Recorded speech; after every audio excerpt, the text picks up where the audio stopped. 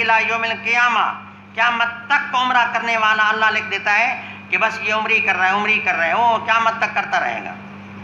یہ کیا ہے؟ اللہ کے عمل کو وجود مل گیا، اللہ کے عمل کو۔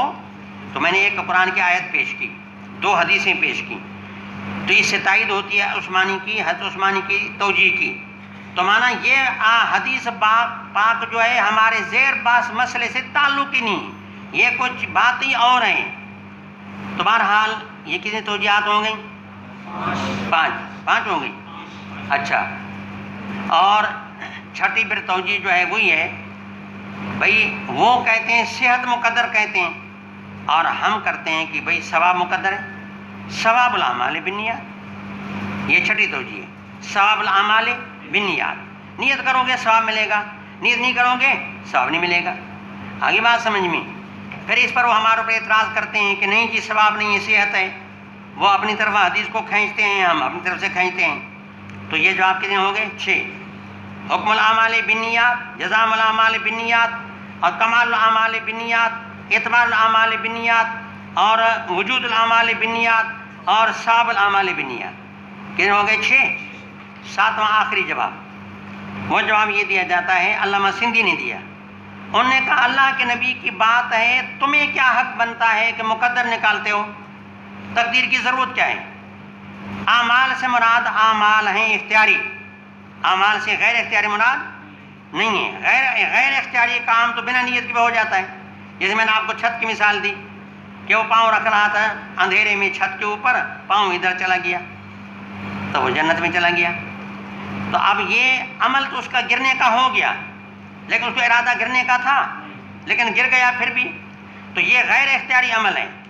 تو علامہ سندھی فرماتے ہیں کہ حدیث پاک میں اعمال اختیاری مراد ہیں۔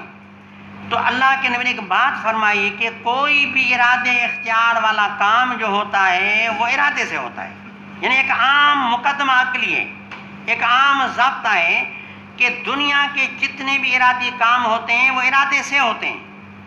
آپ کہیں گے پھر فائدہ کیا ہوا؟ جو بھی ہو، شریعت اللہ کے نبی نے جیسے مقدمے شرعی یا شرعی باتیں بیان کی ہیں تو کبھی عقلی باتیں بھی بیان فرمائی ہیں۔ یہ ایک عقلی مقدمہ ہے کہ کوئی بھی کام ہوتا ہے ارادے سے ہوتا ہے۔ یہ کہہ پھر فرمایا وَإِنَّمَا لِمْرِئٍ مَا نَوَىٰ، ہر مرد کو اپنے نیت کا ثمرہ ہوگا۔ تو یہ مقدمے عقلی ہیں دونوں، یعنی ایک عقلی بات ہے جو عقل بھی اس کو مانتا ہے، کیا؟ إِنَّمَا الْأَعْمَالُ بِالنِّيَّاتِ، یعنی اعمال اختیاری جو ہیں وہ نیت سے ہیں، یعنی ارادہ آدمی کرے گا تو پھر عمل اختیاری وجود میں آئے گا۔ تو یہاں نہ کوئی ثواب مقدر ہے، نہ کوئی صحت مقدر ہے، نہ کسی مقدر کرنے کی ضرورت ہے بھائی، بس انما الاعمال بالنیات، کوئی مقدر نہیں، عمل اختیاری نیت سے ہوتا ہے۔ تو جب صحت مقدر نہیں تو آپ کی دعوت ثابت نہیں ہوگی۔ تو یہ کتنے جوابات ہوں گے؟ علامہ انور شاہ کشمیری رحمۃ اللہ فرماتے ہیں مجھے تو حیرت ہے کہ حنفی سمجھتے ہیں کہ حدیث ہمارے خلاف ہے، شافعی سمجھتے ہیں، ائمہ ثلاثہ سمجھتے ہیں کہ حدیث ہماری دلیل ہے، لیکن غور سے دیکھا جائے کہ حدیث ان کی دلیل نہیں اور ہمارے مخالف نہیں، بلکہ حقیقت یہ کہ حدیث ہماری دلیل ہے، اور حنفی بیچارے سادگی میں وہ سمجھتے ہیں کہ شاید ہمارے خلاف ہیں، اب آؤ بھائی حدیث کا جواب دو تاکہ اللہ کے نبی کی مخالفت لازم نہ آئے۔ پھر جواب آج شروع، پورا گھنٹہ لگ گیا، صحیح حکم الاعمال بالنیات، کمال الاعمال بالنیات، جزاء الاعمال بالنیات، وجود الاعمال بالنیات، اعتبار الاعمال بالنیات، ثواب الاعمال بالنیات۔ یہ ساری تعویلیں کیوں کی؟ کہ ہم نے اس حدیث کو حنفیوں کے خلاف سمجھا، لیکن اگر غور سے دیکھا جائے تو یہ حدیث شوافع کے خلاف ہے، کیونکہ پورا دین 5 چیزوں میں بند ہے۔ علامہ انور شاہ کشمیری فرماتے ہیں پورا دین 5 چیزوں میں بند ہے: عقائد، اخلاق، عبادات، معاملات، عقوبات، بس اس سے باہر دین نہیں۔ یا عقیدے، کوئی بات عقیدہ سے وابستہ ہوگی، یا اخلاقیات سے وابستہ ہوگی، یا عبادت سے وابستہ ہوگی، یا معاملات سے ہوگی، یا عقوبات سے ہوگی۔ پھر عبادات 4 ہیں، روزہ ہے، نماز ہے، حج ہے، زکوٰۃ ہے۔ معاملات بھی 5 ہیں، تو ایک مناکحات، ایک معاوضات مالیہ، اور ایک خصومات، ایک ترکات، ایک امانات۔ آپ کے پاس کوئی چیز یا بطور امانت کی ہوگی، یا کوئی رشتہ دار مر گیا وہ آپ کے پاس ترکہ چھوڑ کے گیا، تو امانات، ترکات، خصومات یا جھگڑے ہوتے ہیں، باس مباحثے ہوتے ہیں، یہ بھی معاملات کا حصہ ہے۔ امانات، ترکات، خصومات اور معاوضات مالیہ، لین دین، بیع شراء، لینا دینا، یہ معاوضات مالیہ ہیں۔ اور عبادات ہاں یعنی کیا نام ہے، مناقحات، معاوضات مالیہ، خصومات، ترکات اور امانات۔ تو یہ معاملات بھی کتنے ہوں گے؟ 5۔ اور عبادات کتنے ہوں گے؟ 4۔ 5 اور 9 کتنے؟ 5 اور 4 9۔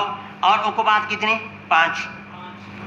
حد ردت، حد زنا اور یعنی قذف، حد قذف، حد زنا اور حد ردت، حد شرکت اور آگے قصاص، یعنی عقوبات بھی 5 ہوں گے۔ کتنے ہوں گے؟ اب عبادات کو، عقائد اخلاق کو چھوڑو، ان کی بات سے الگ ہوتی ہیں کہ نیت کی ضرورت ہے، یعنی عقیدہ تو ہے ہی نیت۔ اخلاق بھی اس طرح سمجھیں کہ اخلاق ایک باطنی کیفیت ہے، وہ عملی کو چیز ہے ہی نہیں۔ اب عقائد اخلاق تو اعمال میں داخل ہی نہیں۔ باقی کتنے بچے؟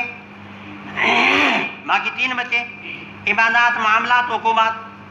عبادات میں ہم بھی کہتے ہیں نیت ضروری، آپ بھی کہتے ہیں نیت بھی ضروری، تو اس میں تو کوئی ہماری یہ حدیث ہمارے موافق ہے، نہ ہمارے مخالف ہیں، آپ کے مخالف۔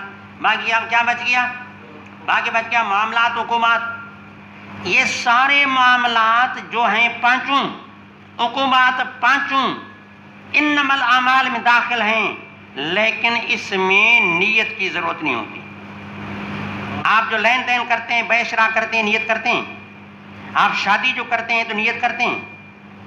اور آپ جو ہیں کیا نام ہے یعنی کوئی خصومت کس سے کرتے ہیں تو پھر آپ نیت کرتے ہیں، یا ترک امانت میں کوئی نیت کرتے ہیں۔ اعمال تو یہ بھی ہیں۔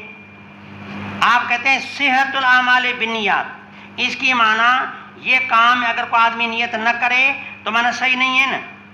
اس طریقے سے عقوبات ہیں، اگر کسی کے ساتھ لیا جائے تو کوئی نیت کی جاتی ہے، چوری کی حد کسی کو لگائی نیت کی جاتی ہے، زنا کی حد لگائی جاتی ہے، یا تہمت زنا کی حد تو نیت ہوتی ہے، یا ردت کی اگر حد لگائی نیت ہوتی ہے۔